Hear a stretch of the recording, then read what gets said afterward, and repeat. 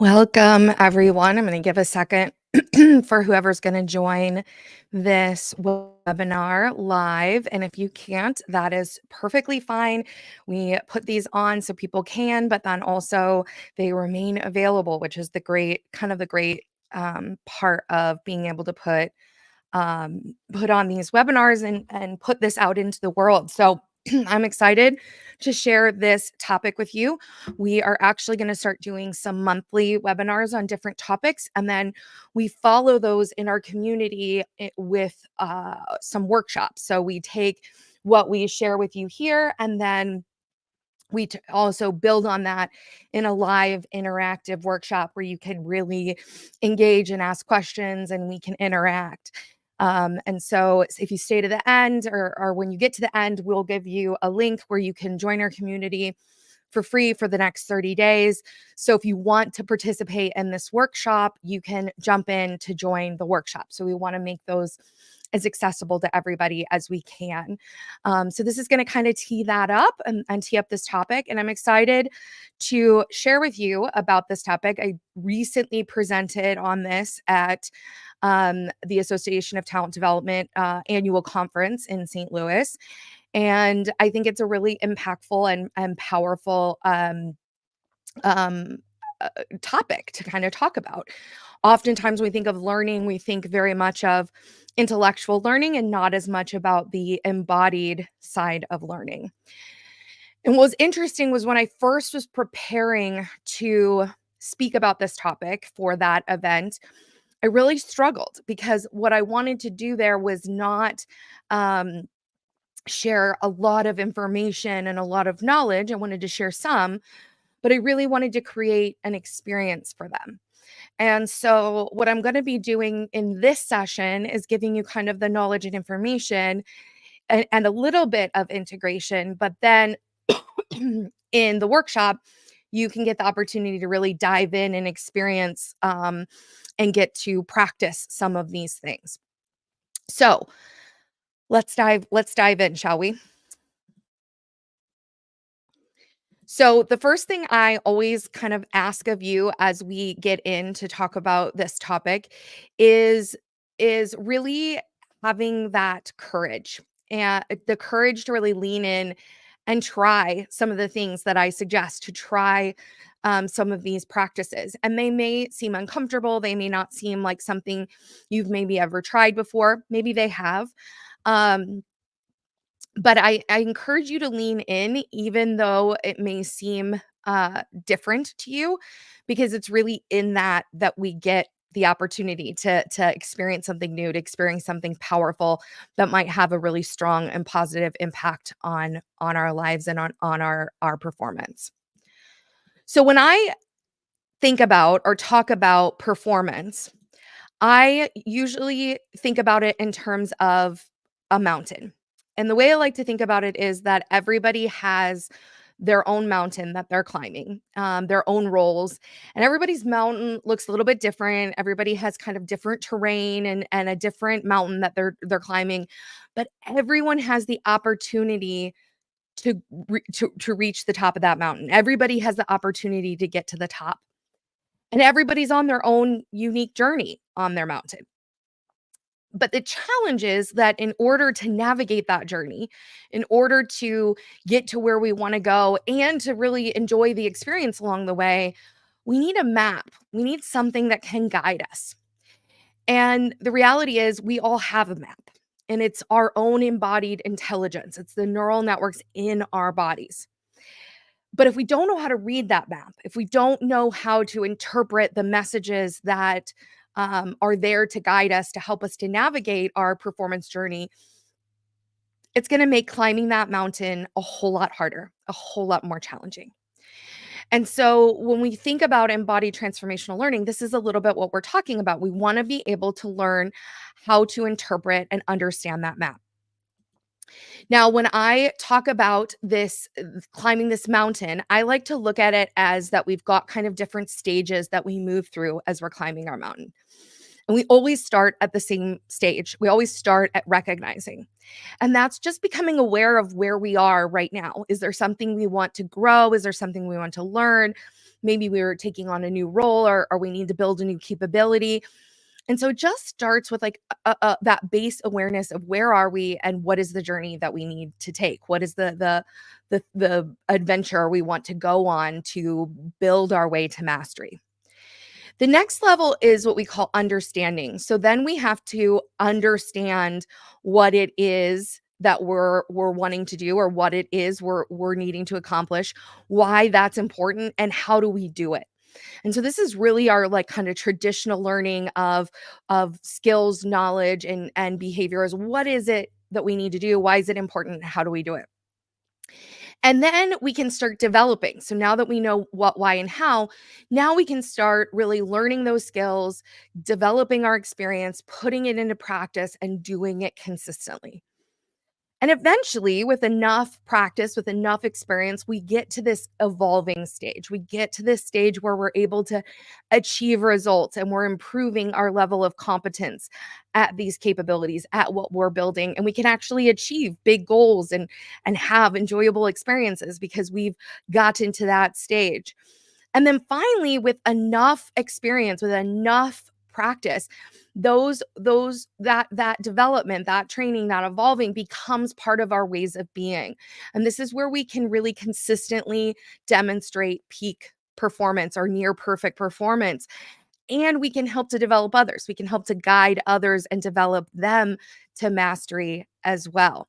And so as we're climbing this mountain, we have to recognize that we always need to start at the bottom, at that recognizing state before we can move our way to mastery. And so when we think about this, it's really important to practice real what we call real reflection and understanding where we're starting from. And so if you think about what is embodied transformational learning and development? What do you know about it already? What if you were to define it, how would you define it?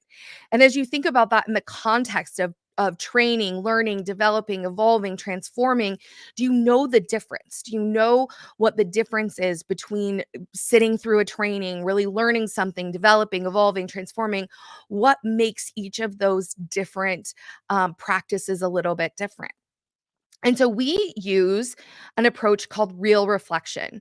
So REAL stands for review, which is what is it you know, kind of reviewing where you are. Explore, which is feel. What do you feel about it? What do you connect with around it? Then act. What do you really need to do? What do you deeply need to take action on? And then finally learn. What is it that you're becoming? What is it that you're continuing to evolve around as you're becoming and moving your way to mastery?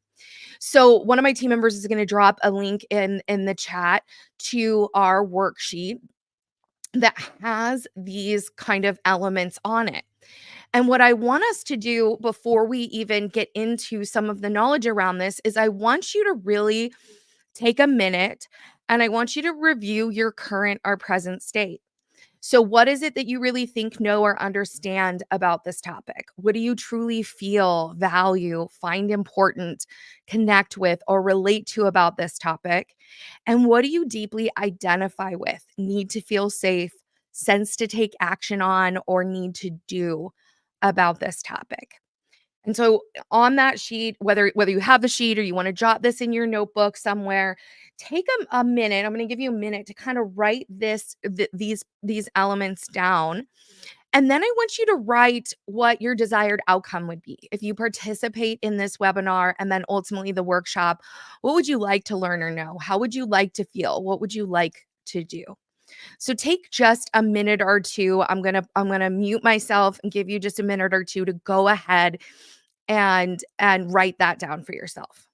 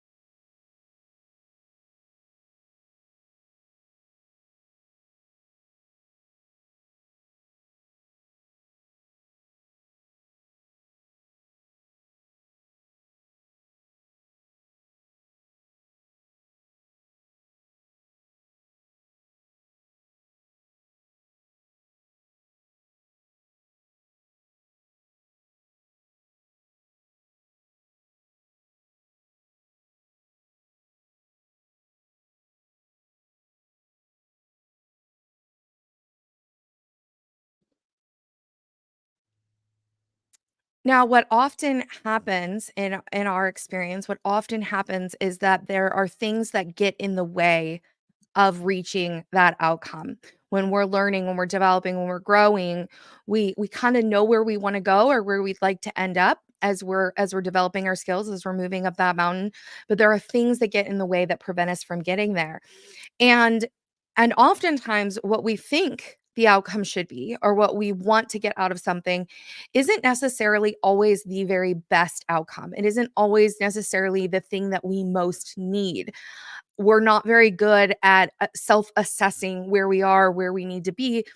It is often that we can actually achieve an emergent outcome that can be even better than what we think or what we desire for ourselves. And so in order to kind of understand that better, in order to kind of understand how do we get to that place, we have to understand what happens or what's going on in our bodies and what's going on when we're coming in to learn something new. Before I get into a little bit more of those details, I want to tell you just a little bit about my story and how this kind of fits together. So in my past, I was an executive talent management leader. I managed multiple HR, legal, IT, customer service functions. And I went through a lot of stress, and I have some of those examples on the slide here. But I had a lot of very, very stressful experiences in both my professional and my personal life. And throughout those years, I didn't appreciate what was happening to my body. And ultimately, it ended up landing me in burnout. And once I realized that I had experienced burnout, I had to figure out and I wanted to figure out what went wrong. Because while I was doing all of this, I was doing all of the best practices. I was doing everything everybody said you're supposed to do to perform at your best, to be at your best. We were winning awards. I had been nominated as manager of the year. I thought I was doing great. And then I crashed and I collapsed hard. And it's taken me years now to really recover and understand what happened. And what I've discovered is that as I was going through those experiences, as I was having each of those stressful events, my nervous system was reacting to my environment. So when we're experiencing stress, our nervous system automatically, unconsciously responds, and it goes into these different nervous system states. And at the top is the fight flight state. So if you think about that, that's like outrunning the predator. And so when we're in that sympathetic high stressed state, our body is pouring all of its resources into how to survive, how to outrun or to fight off the stress or the challenge or threat to our safety. And at the opposite end of the spectrum, at the bottom is what we call dorsal vagal or the freeze state. And when we and like if I put like a mouse or a lizard up there because certain animals, when their life is threatened, they will go into a freeze state. So if you've ever seen when a mouse gets captured by a cat, it'll go limp and play dead, hoping that the cat will put it down and then it can run away. Or a lizard will freeze in order to survive, to not be captured by a predator. And so what we know is that the human body reacts in the same way when under really heightened levels of stress, our bodies can also shut down. And that looks like for humans, it can look like numbing or disassociating, disconnecting from the body, or not being able to take action, being stuck. That's what we mean by that dorsal vagal or that freeze state. And in between there's some hybrid states, and then in the middle is kind of our balance state. And as we're living our lives, our nervous system is automatically reacting. So if we see something stressful on TV, if we're watching a scary movie, it's going to pop us into that sympathetic fight flight state, whether we intend it to or not. It's an unconscious reaction. And over time, these stressful events build up in the body. And each of those chronic stressful events increases our stress baseline. And so for me, as I was going through each of those stressful experiences, it was raising my stress baseline. What that means is that that stress was building up in my body. Because when we experience stress in the modern era, in the modern day and age, we're not outrunning the predator. We're not fighting it off. We're not doing the things that would move that stress out of the body.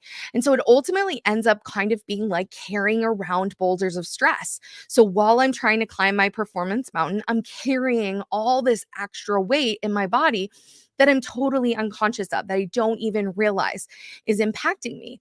And we can do this for a while, but sooner or later, that stress builds to the point that it begins to break the body down. And what I discovered is that this is not a unique experience to me. The world is actually changing faster than people are able to adapt to it, which has just put a ton of strain on the human body and the neural networks, the intelligences that are in our human body.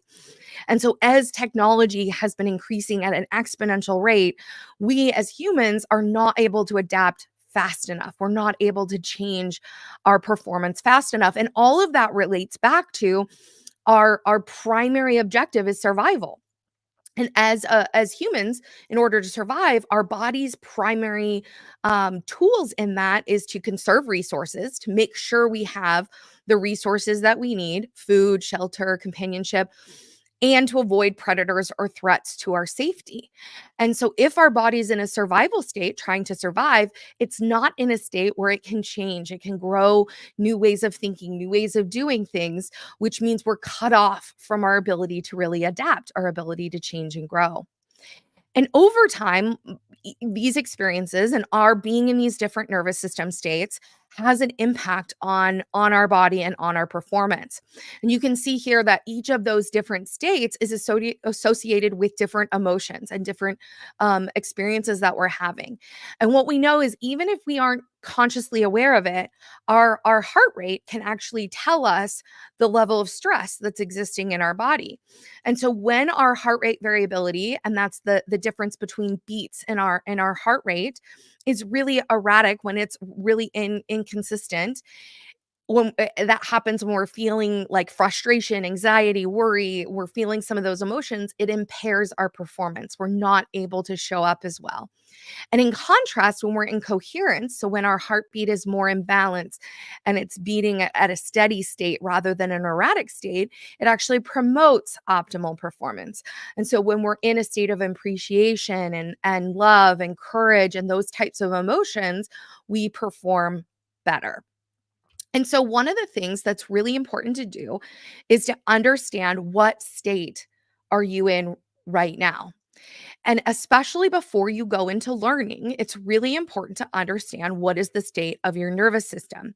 So one of the things that's on your worksheet, and we're not going to do this together right now, but I would encourage you, if you come to attend the workshop, we will do this at the beginning of the workshop, and or you can do it in advance. But to identify, what nervous system state are you in, and based upon that state, based upon your current nervous system state, you can identify different exercises to support you in that state. So at the bottom, you have overwhelm, where you're really stressed, panic, despair, hopelessness. Dorsal vagal is the shutdown, numb, burnt out, drained. Sympathetic is that tense, angry, irritated. And then you have kind of the in between and the more balanced emotions at the top. And once you identify what state you're in, you can identify different exercises to support you. So you might try body tapping, which is just literally tapping your body. You might try I press breathing, box breathing, heart focus breathing, arm and leg squeezes, and wall presses.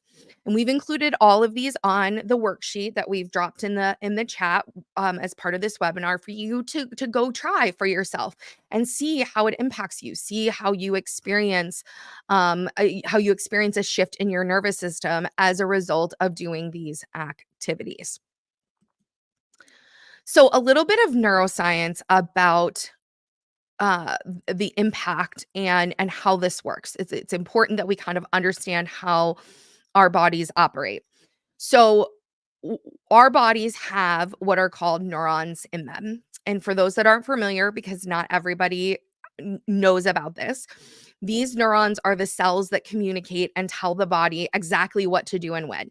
So it tells the body to for your heart to beat, for you to breathe, for food to digest. It also sends messages when I want to raise my hand or move my hands a certain way. Everything that we're doing, neurons are sending messages back and forth to direct the body what to do. And these neural pathways or connections get formed throughout our lives. And the more that we repeat those neural pathways, the stronger that those pathways become. Now, what creates those patterns? Well, throughout our lives, we're having different experiences and we're living in different environments, different cultures. And those experiences and environments impact our bodies, impact those neural connections. And so we start to create these pathways. And the more that they get reinforced, the stronger they become until they become what I like to call our ways of being, our ways of thinking, feeling, and behaving. And that becomes just our natural way, the natural way we respond and interact with things. And then ultimately, over time, those ways of being become our ways of working and living. So, in our workplaces or in our homes, they're the way things get done, decisions made, problem solved, the way we communicate, the way we build relationships. All of that gets created kind of based upon these patterns and these networks that get built over time. And our bodies are constantly reacting and responding to these experiences and these environments. And everyone has their own unique patterns, their own unique pathways because of their unique experiences, because their unique experiences and environments. And believe me, I have twin girls who've grown up together and they have very different ways of being because of their unique responses to even the same experiences. And so we all have kind of those unique ways in which we see and view the world. And it's through that lens that impacts our learning and growth and development. It impacts how we see and process and integrate the information that we learned. So I asked at the beginning, what is embodied transformational learning and kind of the difference between training, learning, developing, evolving, and transforming. And what's interesting about these kind of definitions is realizing the difference between simply being exposed to information, which is training. I can sit through a training and acquire some skills, knowledge, or behaviors, but that doesn't mean I'm going to learn it. Learn it requires not just acquiring it, but really understanding it, integrating that training and those experiences into capabilities, into something that we can then actually develop. And so that's where we're intentionally growing and enhancing our proficiency and level of competence at what we're doing. And that is usually where most people stop. They stop at the developing stage and they don't go through or get to where they're really evolving or transforming. And evolving is what's required when we're gradually changing by adapting to our experiences. And in order to create evolution, in order to create that human evolution that we want to achieve, we have to be doing it a little bit at a time, a little bit at a time by reflecting and increasing our conscious awareness, by increasing our awareness of our experiences, internal and external, as we move throughout our lives. And then finally, we can get to transforming, which is where we really experience a profound fundamental shift or change in our beliefs, values, and behaviors. And this is where we really can access more capacity. And when we can transform, when we can have that transformational learning and development, is where we get to really big changes, results, outcomes in our lives. Now, what gets in the way is that our bodies actually send most of the communications up from our body to our head. So only 20% of messages of those neural pathways are coming down from the head to the body, and 80% are going up from the body to our head brain.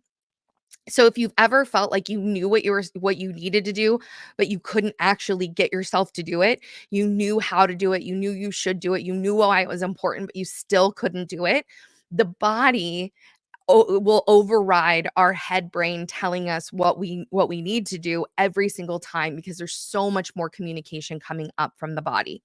So when we think about embodied transformational learning, it's really an educational approach that integrates both cognitive learning and the body's physical, emotional, and sensory experiences that allows us to really have that deeper lasting change. And so it's all about that mind body connection. And so rather than just focusing on the head brain, the intellectual knowledge, we have to actually create embodied practices. And so that's why when we talk about getting the body into balance and regulating our nervous system, it's so critical because we're not going to embody that learning if our body is dysregulated. Now, unfortunately, most training and development stops too soon. In order to have this transformational learning and development and growth, we have to know what it is and understand it. We have to understand why it's important and believe in it. We have to know how to do it and move it. And most of the time, 70 to 85% of programs stop at this point. But what's really important to transformational learning is you've got to go through the who, which is the becoming, the unique person with their unique neural pathways, so that ultimately it can become part of your being. And when it becomes part of your being, it's natural, like driving a car, riding a bike. It's just the way you do it. You don't have to consciously think about it. It's just how you are, it's just what you do. And actually, only 15 to 20% of most training programs lead to this kind of sustained change. This is why we spend so much on change management programs that don't actually transform the humans, but just try to guide people through the change that they're going through. And one of the challenges with this is that with AI, we can look up the what, why, and how. That's super easy. We can look up the information and knowledge that we need. I was able to search this in 2 seconds on ChatGPT. We can find the knowledge and information. The hard part about learning and development is the human part. And we often, when we think about training and development, we often kind of treat humans more like machines, where if we just upload or add a system information, a certain application or software to our computers, it works. We just have to download it, add it to our machine, feed that information, and it has it. But the human body doesn't work like that. Just because I've acquired knowledge or information, just because I've been trained in something, doesn't mean it's been integrated into those neural pathways and connections. And so this is where it's really important for us to understand the human ability to integrate and create those neural pathways and to create our development and our transformational growth around some of these embodied practices. Now, the way in which we do this is really to understand the different intelligences in our body. And when I say intelligences, I mean neural networks. And if you're not familiar, neural networks are where these neural pathways or connections, there's a sufficient number of them and they meet a certain set of criteria. But for purposes of this, the important thing to kind of understand is it's pretty well established. There are these collections of neurons in these different places, and each of which has kind of their own functions. So we have our head brain, which has 50 to 100 billion neurons. And it's no surprise our head brain is responsible for our cognitive perception, our thinking, and our meaning making. Our heart has 30 to 120,000 neurons, and it's responsible for our emotions, our values, and our relational affect, how we connect to and relate to other people. And then we have our gut brain. And our gut brain has 200 to 500 million neurons. And it's really responsible for our identity, our self preservation, and our mobilization. Now, this isn't usually a surprise to people because we've all had that bad gut feeling and we've all felt heartbreak at some point in our lives.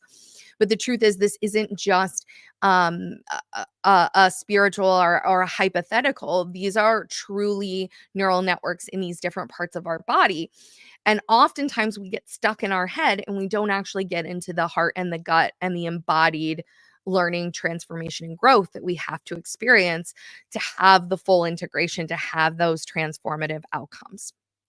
And so the way in which we do this, and this is what we'll dive deeper into in our workshop if you choose to join us and sign up for that. It's going to be in 2 or 3 weeks, I think, is when we're going to have the workshop. So if you sign up, you'll definitely be able to either attend or catch the recording.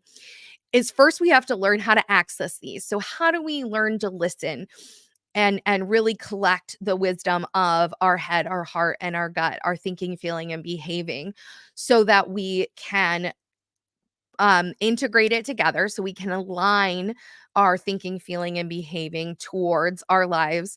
And when we go to align, oftentimes there are things that get in our way. When we talked at the beginning that there's blocks between getting to our desired state.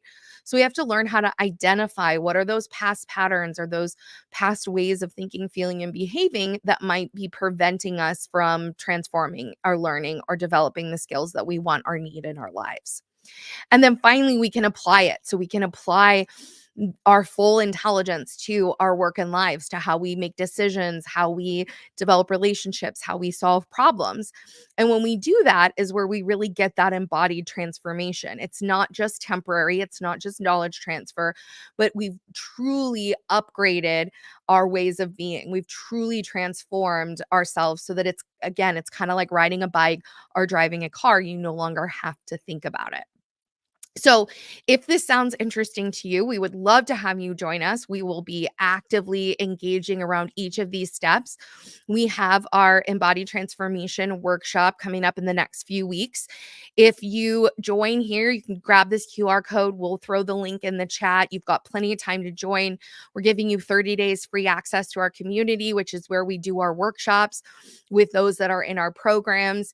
So you can actually get in and really do this practice, learn to bring awareness to your intelligences, identify those insights, discover how to integrate your ways of being, and then apply it. Look at where you're going to apply it and use it in your life. So I hope that whether you watch this webinar live or you're catching a recording, jump in, sign up for our community. You can cancel after 30 days, or if you want to join and stay in our community so you don't miss any of our workshops, you absolutely can.